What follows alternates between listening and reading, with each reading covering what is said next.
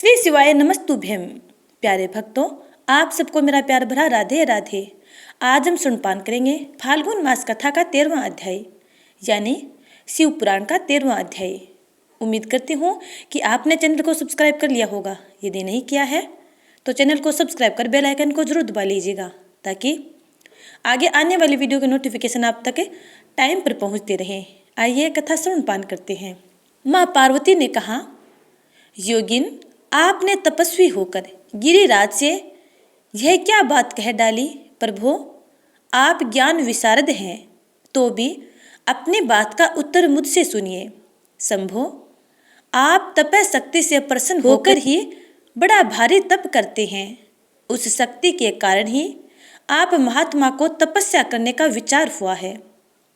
सभी कर्मों को करने की जो वह शक्ति है उसे ही प्रकृति जानना चाहिए। प्रकृति से ही सबकी सृष्टि, पालन और संहार होते हैं। भगवान, आप कौन हैं और सूक्ष्म प्रकृति क्या है, इसका विचार कीजिए। प्रकृति के बिना लिंग रूपी महेश्वर कैसे हो सकते हैं।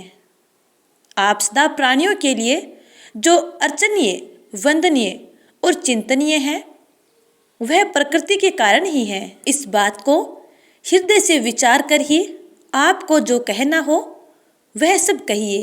ब्रह्मा जी कहते हैं, नारद, पार्वती जी के इस वचन को सुनकर महती लीला करने में लगे हुए प्रसन्नचित्त महेश्वर हंसते हुए बोले। महेश्वर ने कहा, मैं उत्कृष्ट तपस्या द्वारा ही प्रकृति का नाश करता हूँ और तत्वतः प्रकृति रहित शंभु के रूप में स्थित होता हूँ। अतः सत्पुरुषों को कभी या कहीं प्रकृति का संग्रह नहीं करना चाहिए। लोकाचार से दूर एवं निर्विकार रहना चाहिए। नारद, जब शंभु ने लौकिक व्यवहार के अनुसार यह बात कही तब काली मन ही मन हंसकर मधुर वाणी में बोली। काली ने कहा, कल्याणकारी प्रभो, योगिन, आपने जो बात कही है क्या वह वाणी प्रकृति नहीं है। फिर आप उससे परे क्यों न हो गए, क्योंकि प्रकृति का सहारा लेकर बोलने लगे। इन सब बातों को विचार करके तात्विक दृष्टि से जो यथार्थ बात हो उसी को कहना चाहिए। यह सब कुछ सदा प्रकृति से बंधा हुआ है, इसलिए आपको न तो बोलना चाहिए और न कुछ करना ही चाहिए, क्योंकि कहना और करना सब व्यवहार प्रकृति ही है। आप अपनी बुद्धि से इसको समझिए। आप जो कुछ सुनते, खाते, देखते और करते हैं वह सब प्रकृति का ही कार्य है। झूठे वाद विवाद करना व्यर्थ है। प्रभो, शंभो, यदि आप प्रकृति से परे हैं तो इस समय इस हिमवान पर्वत पर आप तपस्या किस लिए करते हैं।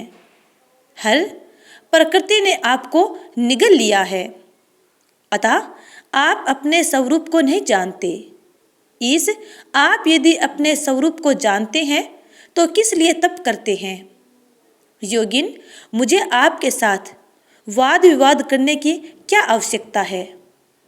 प्रत्यक्ष प्रमाण उपलब्ध होने पर विद्वान पुरुष अनुमान प्रमाण को नहीं मानते। जो कुछ प्राणियों की इंद्रियों का विषय होता है वह सब ज्ञानी पुरुषों को बुद्धि से विचार कर प्राकृत ही मानना चाहिए। योगीश्वर, बहुत कहने से क्या लाभ। मेरी उत्तम बात सुनिए। मैं प्रकृति हूँ, आप पुरुष हैं। यह सत्य है, सत्य है, इसमें संशय नहीं है। मेरे अनुग्रह से ही आप सगुण और साकार माने गए हैं। मेरे बिना तो आप निरीह हैं, कुछ भी नहीं कर सकते। आप जितेंद्रिय होने पर भी प्रकृति के अधीन हो, सदा नाना प्रकार के कर्म करते रहते हैं।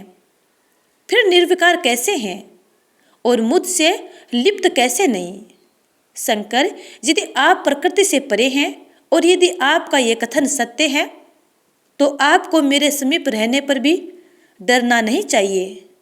ब्रह्मा जी कहते हैं, पार्वती का यह सांख्य शास्त्र के अनुसार कहा हुआ वचन सुनकर भगवान शिव वेदांत में स्थित हो उनसे यूं बोले।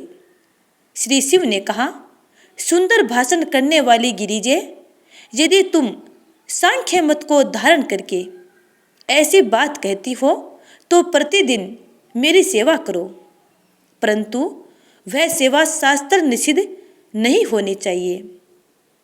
गिरिजा से ऐसा कहकर भक्तों पर अनुग्रह और उनका मनोरंजन करने वाले भगवान शिव हिमवान से बोले। शिव ने कहा, गिरिराज, मैं यहीं तुम्हारे अत्यंत रमणीय श्रेष्ठ शिखर की भूमि पर उत्तम तपस्या तथा अपने आनंदमय परमार्थ स्वरूप का विचार करता हुआ विचरूंगा।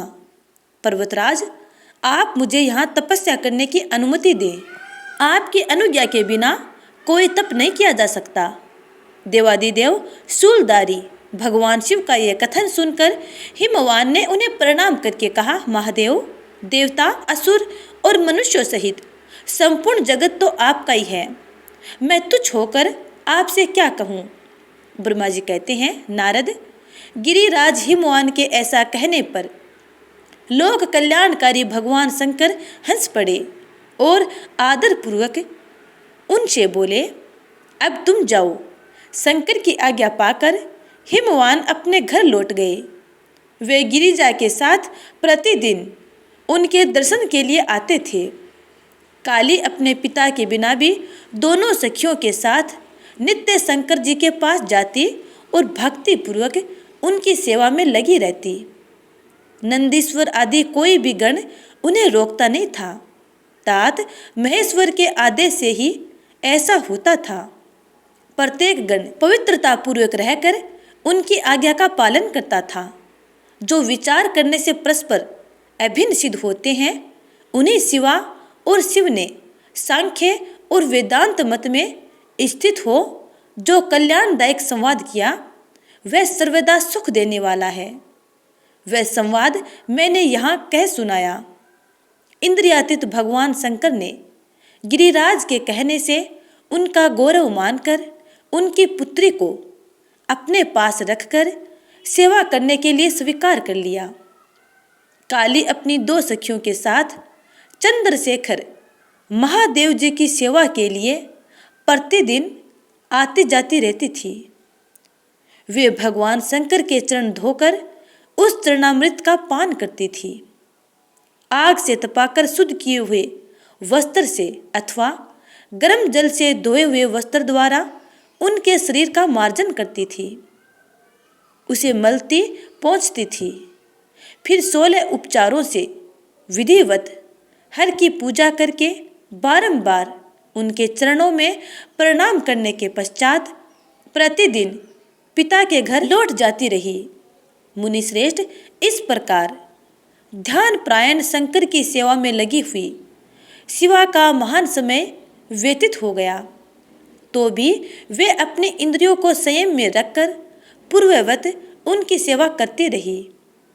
महादेव जी ने जब फिर उन्हें अपनी सेवा में नित्य तत्पर देखा, तब वे दया से द्रवित हो उठे और इस प्रकार विचार करने लगे, यह काली जब तपश्चर्या व्रत करेगी और इसमें गर्व का बीज नहीं रह जाएगा, तभी मैं इसका पानी ग्रहण करूँगा। ऐसा विचार करके महालीला करने वाले महायोगीश्वर भगवान भूतनाथ तत्काल ध्यान में स्थित हो गए। मुने, परमात्मा शिव जब ध्यान में लग गए, तब उनके हृदय में दूसरी कोई चिंता नहीं रह गई। काली प्रतिदिन महात्मा शिव के रूप का निरंतर चिंतन करती हुई उत्तम भक्ति भाव से उनकी सेवा में लगी रही।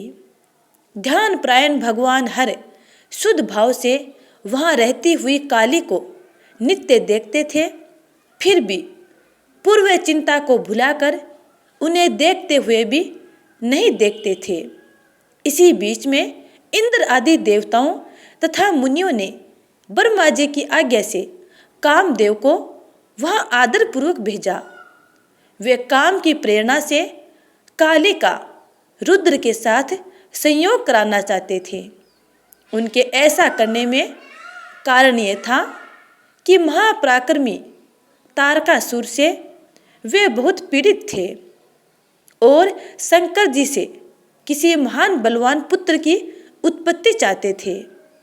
कामदेव ने वहां पहुंचकर अपने सब उपायों का प्रयोग किया, परंतु महादेव जी के मन में तनिक भी क्षोभ नहीं हुआ।